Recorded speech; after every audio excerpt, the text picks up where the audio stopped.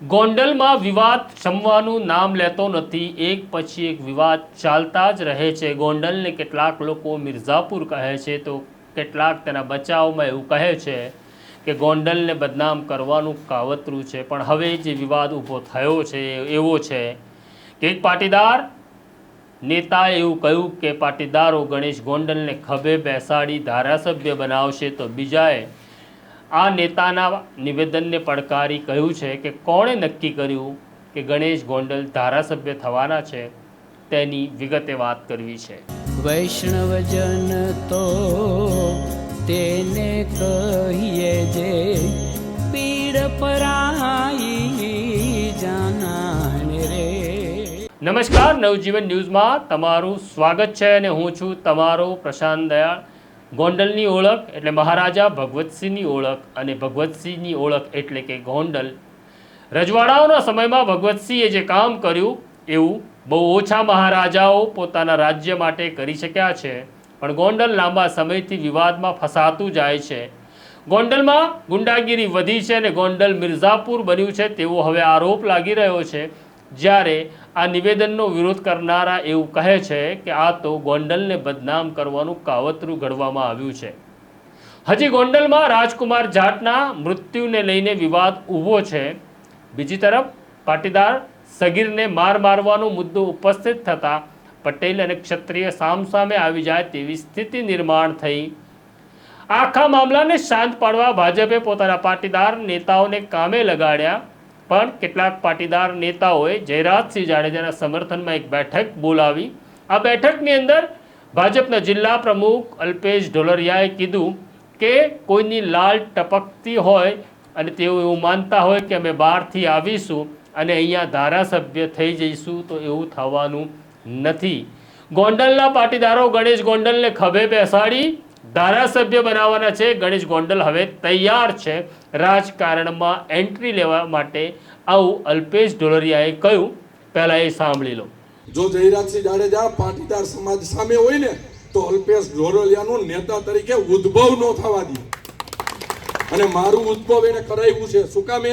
બીજો કોઈ નેતા હોય તો ન થવા દે। એને કીધું છે કે અલ્પેશને અમે બધા ભાઈની જેમ રહી છે, આજ અમે દીકરાની જેમ રહી છીએ।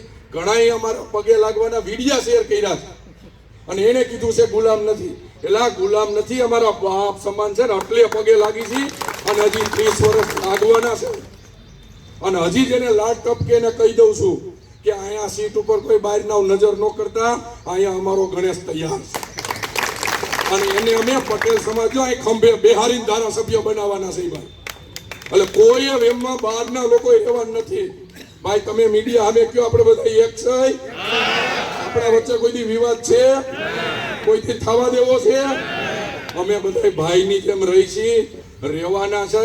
એટલે બહારના જે લુખાવને અહીંયા ગુંડાગીરી દેખાતી હોય ને એને અજયડાર આવીને અહીંયા પૂછજો અમને। પેલા ભાઈ એશિયા ખંડના સૌથી મોટા એપીએમસીના ચેરમેન તરીકે પાટીદારના દીકરા તરીકે જયરાજસિંહ જાડેજાએ અમને બેહાર્યા છે।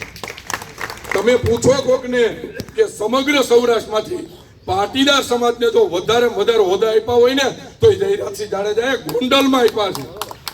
અને તમે અમને એમ કહો સાહેબ વિવાદ છે, અહીંયા અમે બધા એક છે રહેવાના છે। અને જેને બહારના લુખાવને લાળ ટપકે છે ને ગોંડલની સીટની એ ટ્રાય કરવા લડવા આવી જાય, જો કેટલી વીહે હો થઈને અમે બતાવશું। તમે અલ્પેશ ઢોલરિયાનું આ નિવેદન સાંભળ્યું। અમને એ સમજાતું નથી કે એક જિલ્લા પ્રમુખ કેવી રીતના નક્કી કરે કે કોણ ધારાસભ્ય થશે, કારણ કે આ નિર્ણય તો પાર્ટી હાઈકમાન્ડ લેતી હોય છે। અલ્પેશ ઢોલરિયાએ જે ગણેશ ગોંડલ માટે નિવેદન કર્યું એ ગણેશ ગોંડલને ફાયદો કરશે કે નુકસાન એ તો આવનારો સમય કહેશે। પણ અલ્પેશ ઢોલરિયાના આ નિવેદન પછી એક સામું નિવેદન આવ્યું અને પાટીદાર નેતા રાજેશ સખિયાએ એવું પૂછ્યું કે કયા પાટીદારોએ નક્કી કર્યું છે કે ગણેશ ગોંડલને અમે ખભે બેસાડી ધારાસભ્ય બનાવવાના છીએ। પહેલાં રાજેશ સખિયાએ શું કહ્યું તે પણ સાંભળી લો। નમસ્કાર, હું રાજુ સખિયા। આજે જે ગોંડલમાં પાટીદારની ઘટના બાબતે જે કોન્ફરન્સ કરવામાં આવેલી તે કોન્ફરન્સ બાબતે હું અમુક ખુલાસા કરવા માંગતો હોય કે ગોંડલના આ બાબતમાં જે જયરાજસિંહ અને એનો પરિવાર જે મધ્યસ્થી બની અને બંનેને શુલ્ક સમાધાન કરાવ્યું, વાંધો નથી, બહુ સારી બાબત છે। પણ એને ક્યાંય એવી ખાતરી આપેલ નથી કે હવે કોઈ પાટીદારના દીકરાને કોઈ પણ આવી રીતે બેરહેમીથી મારશે તો હું ચલાવી લઈશ નહીં. એટલે એક એનો જાતિ પ્રત્યેનો એનો જે પેલું છે એ દેખાઈ આવે છે. હિંસા કરવી એ આ દેશના બંધારણ અને લોકતંત્રની વિરુદ્ધ છે. એટલે પહેલી બાબત હું મારા સમાજને એ કહીશ કે તમારો કોઈ પણ પ્રકારની બાહેંધરી જયરાજસિંહ કે એના પરિવાર તરફથી મળેલ નથી.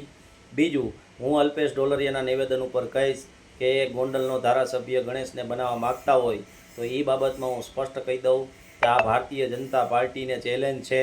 ભારતીય જનતા પાર્ટીએ સમજવાની બાબત છે કે ધારાસભ્ય પાર્ટીના મેન્ડેટ ઉપર બનાવવાનો છે કે અપક્ષ બનાવવાનો છે, એનો ખુલાસો લેવો એની માટે જરૂરી છે. બીજું કે અલ્પેશ ઢોલરિયાથી કે ભારતીય જનતા પાર્ટીના સંગઠનના માણસોથી આ તાલુકાનું પ્રતિનિધિ નક્કી નથી થતું. આ તાલુકાનું પ્રતિનિધિ તાલુકાના 2.5 લાખથી વધુ મતદારોના આધાર ઉપર થાય છે. અને જો અસામાજિક પ્રવૃત્તિ, ગુંડાગીરી, ગેરકાનૂની કામ, ભ્રષ્ટાચાર આ બધું યથાવત ચાલુ રહેશે તો કોઈ શંકાને સ્થાન નથી કે અહીંયા ગોંડલની અંદર બહારનો ધારાસભ્ય બને કે અહીંનો ધારાસભ્ય બને, એ વાત જ અલગ આખી આવી જાય છે. એ આખી ગુજરાતની સરકાર, ભારતીય જનતા પાર્ટી અથવા બીજી સંવેદનશીલ જે સારી પાર્ટી હોય એ પાર્ટીએ નક્કી કરવાનું છે કે આ ક્ષેત્રને આઝાદ બનાવવા માટે, આ ક્ષેત્રની ઉપર લાગેલ મિર્ઝાપુરનું લેબલ હટાવવા માટે કોને અને કેના પ્રતિનિધિત્વને મૂકવું એ મોટી અને મહત્ત્વની વાત છે. અહીંયાના નિર્ણાયક અહીંયાના મતદાર છે, કોઈ વ્યક્તિ નથી, કોઈ જાતિ નથી, મતદારો જ નિર્ણાયક છે. આ મારી વાત. તમે સાંભળ્યું હવે પાટીદાર નેતાઓએ શું કહ્યું. હજી તો દિલ્હી દૂર છે, એટલે કે વિધાનસભાની ચૂંટણીને લાંબો સમય બાકી છે. પણ ગોંડલનું નેતૃત્વ હવે કોને મળશે તેને લઈને પાટીદારોમાં વિવાદ શરૂ થયો છે. આ છે વિવાદપુર ગોંડલ. અહીંયા વિવાદ શમવાનું નામ લેતો નથી. ખબર નહીં ભગવતસિંહ મહારાજાના આ ગોંડલને કોની નજર લાગી ગઈ છે. આ સ્ટોરી તમને કેવી લાગી અમને કોમેન્ટ બોક્સમાં લખો. અમારી સાથે વાત કરતા રહો, બેલ આઇકોન દબાવો, અમારા સાથી બનો. નમસ્કાર.